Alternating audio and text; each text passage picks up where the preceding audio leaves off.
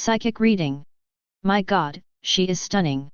This woman is beyond movie star beautiful, she is class and hotness, elegance nastiness. She has a thick Ukrainian accent and wears tight-fitting clothes. She is the perfect woman. I just want her to love me forever, Stanley thought. And I would want nothing more out of life. Stanley is a nerd's nerd. Wimpy and droll. Everyone assumes he is a genius. Maybe it's the glasses and his almost lustful love of technology.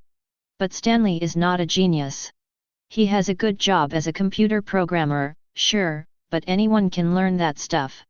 He knows it and occasionally thinks that if he applied himself more he could do something great. But Stanley didn't want to do much of anything, great or otherwise. He certainly didn't want to spend time with others. Stanley despises others. Although Stanley knows he is no genius, he thinks everyone else he meets are complete and utter idiots. He manages others well enough. He gets along fine with his boss and he calls his mother every evening around supper time to wish her a bon appétit. But he does this last bit only because he feels that his mother will die soon and possibly leave him some money. Stanley keeps his one-bedroom apartment in Glendale Terrace neat and tidy. Aside from his work and his mom, Stanley has very little else in his life. He keeps to himself mostly and enjoys watching his shows. He watches Hot in Cleveland and reruns of Golden Girls. Stanley gets along very well with people who stay safely behind the television screen. He especially finds people in situational comedies to be quite enjoyable. He likes feisty women. At least he thinks he does. The only women he ever gets close to are the ones on the TV. Except for Anna. Anna arrived to the Glendale Terrace apartment complex, from the Ukraine, 8 months and 5 days ago. Stanley keeps track of it on his Norman Rockwell wall calendar. It was a free gift from the time he bought a year's worth of copier paper from Staples. Stanley doesn't like the idea of ever running out of things. He shops at Costco and Price Club and anywhere else where you have to be a member and buy 35 rolls of toilet paper at once. It makes him feel prepared, safe. Anna makes him feel warm and sweaty. No other real-life person has ever made him feel these things before. At first Stanley thought Anna might be one of those Russian mail-order brides he saw in an episode of Dateline, but no men ever come around. She does leave the apartment, but never late at night, and she hardly ever speaks on the phone to anyone. She always smiles at Stanley. She even spoke to him once. "And what are you called?" she cooed. Stanley nearly wet himself, but managed to find the words. "I am called Stanley." "It is my pleasure, Stanley." Anna held out her hand for Stanley to shake. He's not sure where it came from, but suddenly Stanley had the urge to take her hand and do the unthinkable. He smelled it. Anna didn't seem upset at all by his sniffing. She giggled, gracefully retrieved her hand and walked away. Stanley was mortified. He had meant to kiss her hand, gallantly, like he watched Clark Gable do on the old black and whites on Turner Classics. But, he somehow forgot the entire kissing bit, and while his nose was pressed up against her hand, his inclination was to sniff. Damn, she smelled good. Like vanilla and peaches and cloves. He really wanted to lick her hand. Good thing she pulled it away before that impulse took over. "I just want her to love me forever," Stanley prayed to whomever was listening as he lay in bed that night. He didn't dislike his life as much as he knew it could be better. Much better. If only he had one thing, love. To be clear, Stanley wanted to be loved, not necessarily do the loving. Stanley thought loving someone would be too much work and could get tedious. Although he did want to be on the receiving end of it. Specifically, he wanted Anna, the Russian goddess across the hall. Then, and only then, will my life be complete. The next day, while walking to work, Stanley sipped on his Earl Grey tea from his travel mug. The mug was a free gift from the Circle K from that time he decided to buy every pack of chewing gum in the store. In case he decided to take up the habit of chewing gum. As he walked his usual route to the office, he passed a little shop and noticed the sign above Zelda's psychic reading wish granting. Stanley has walked this way to work for the past 6 years and wonders to himself why he never noticed this sign before. As soon as he thinks that thought, a chubby Israeli lady opens the front door and yells in a thick Israeli accent, we only notice what we are ready to notice. Excuse me, Stanley says, looking around, not sure who this lady is speaking to. You. I'm speaking to you. Come in, Stanley, I don't have all day. The lady turns back into her home and shuts the door. Stanley is frozen. Stanley stays on the sidewalk for a good 5 or so minutes. By the time he takes another sip of his Earl Grey tea, it's cold. Still, Stanley was never one for rushing things. He knows better than to go inside a stranger's home. This woman is for sure a gypsy. He saw a segment on 20/20 about gypsies. They lead you in with a $10 tarot card reading. By the time you leave, you have paid $200 for a spell to break a horrible jinx they have convinced you was placed on you and your entire family. It's a bait and switch. It's a scam.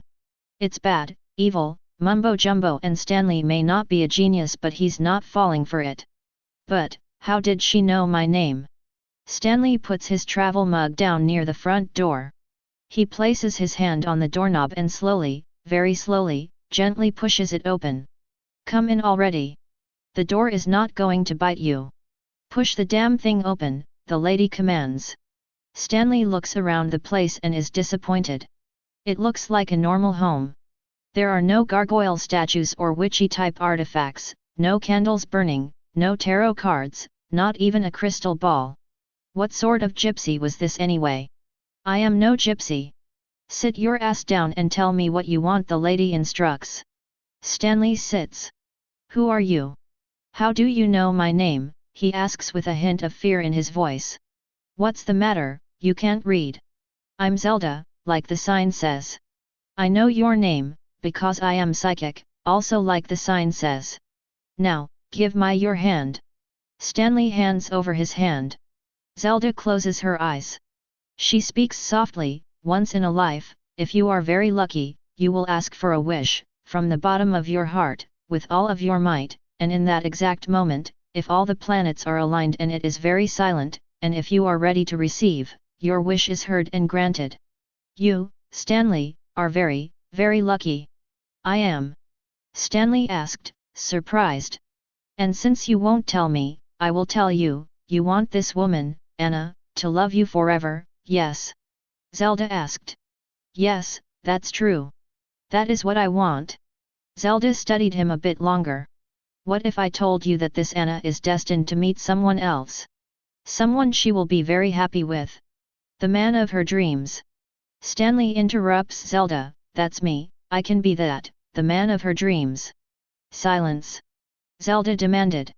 She continued. Anna is supposed to meet a wonderful man, not you, someone who will fulfill all of her hopes and dreams. A man who will love her deeply, unconditionally. Anna has had a very difficult life, she has remained positive and hopeful throughout, she deserves true love, no. No.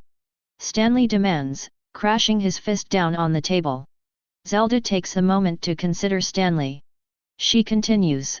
What I am about to ask you, Stanley, is very important. Okay, so ask. Are you ready? Zelda challenged. Yes, I am ready. Stanley says impatiently. Are you prepared to have your wish granted, even if that means that Anna will be deprived of what is best for her life? Stanley didn't need to think long. He had always heard that true love is when you want the best for the other person, but Stanley didn't love anyone, so that takes care of that.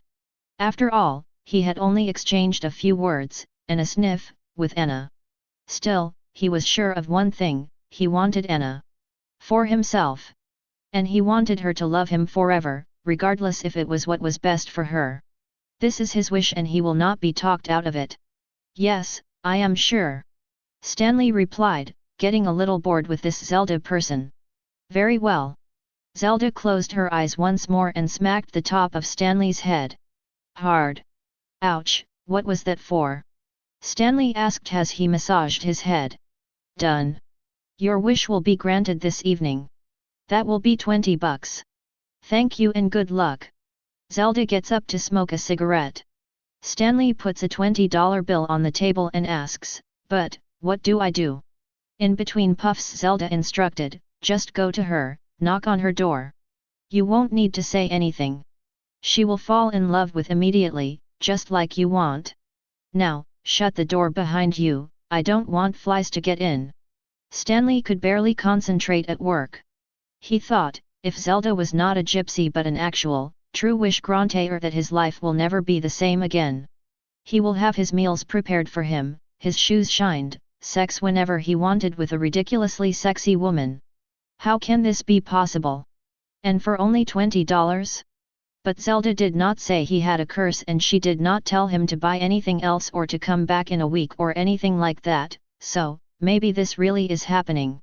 Stanley ran all the way home. As he got dressed that evening, he made a point to pick out his best white button-down, his favorite striped tie, which was a gift from Marshalls from the time he bought 25 packs of white t-shirts because they had just the right combo of cotton and polyester. He thought about how he knew nothing about this Anna woman and soon they will be together. How exciting! Of course, the more Stanley thought about it, the less interested he was in learning all about her. He wanted to observe her, the way he did with the women on TV. He wanted her to love him in every way possible. Yes, he absolutely wanted that, but he didn't want to have to do much in return. He wanted to go about his life, as usual, with merely the addition of a beautiful, classy, smoking hot woman to love him. Will he love her? He doubted it. No matter, this wasn't about her, this was his wish, his rules. I hope she doesn't talk too much, Stanley worried. As he stood outside of Anna's door, he reminded himself that he doesn't need to say anything. Anna will instantly love him. Good. He loves the idea of not having to do anything from the get-go. He was ready. Stanley knocked on the door and waited. Anna, looking ravishing in her transparent cream-colored nightgown, opened the door. "Hello," she said. Anna looks around. She sees no one. "Hello." Anna looks around again, still seeing no one. She is about to shut the door when she notices something on the ground. Looking up at her with the biggest, most beautiful eyes is the cutest Maltese puppy Anna has ever seen. "Oh, look at you. Are you lost?" Anna picks up the puppy and cradles it. She looks around and sees that she is indeed alone with the puppy. "Are you a gift? Oh, you are so cute." The puppy licks Anna's hand. "It tastes like vanilla and peaches and cloves." "Okay, sweetie pie, you come with me." "Don't worry," Anna says as she shuts the door behind her, "I am going to love you forever." End.